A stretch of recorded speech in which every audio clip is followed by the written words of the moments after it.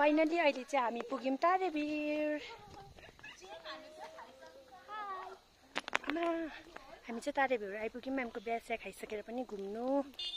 बिहा त खालि स्या चाहिँ के हो? स्या चाहिँ स्याइ हो भन्नु नि। तपाईहरु हेर्नु सक्नुहुन्छ तारेभिरको नजारा। यो वालेटमा कसको 500 रुपैयाँको नोट छ लगिदिन्छु। दिदी मेरो वालेट हेर हाल्नु ल। यसो गर न, सुँगुरको मासुमा पल्किने हो गर न। गाला राए लाली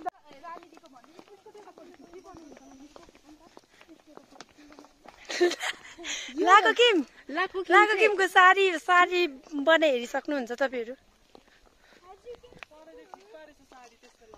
तिमीहरुलाई वेस्टकोहरु हो नि त। चेप्नु त त्यसरी मैले चेपेको होइन नि त।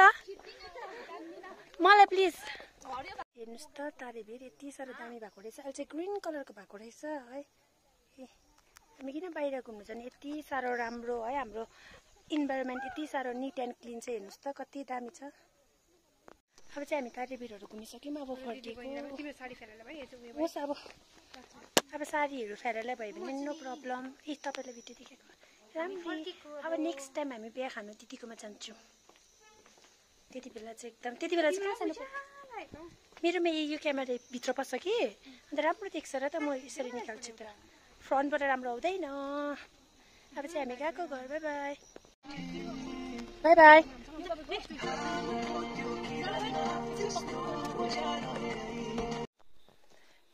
मैले चाहिँ होइन हिजो भिडियो बनाएँ। अन्त भिडियो बनाउँदाखेरि चाहिँ मेरो फोनै स्विच अफ भयो र मैले हामी मतलब घरहरू आइपुगेकोहरू सबै मैले भिडियो बनाउनु नै पाइनँ। फोन स्विच अफ भएर त्यहाँदेखि चार्ज गरेँ, गलेछु र सुतेछु।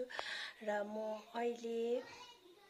अहिले चाहिँ भिडियोको इन्ड गर्दैछु है। जति पनि नयाँ हुनुहुन्छ भने प्लिज मेरो भिडियोलाई लाइक सेयर कमेन्ट र सब्सक्राइब गर्न नभुलिदिनुहोस् होला। र भिडियो कस्तो लाग्यो तल गएर कमेन्ट पनि गरिदिनुहोस् होला।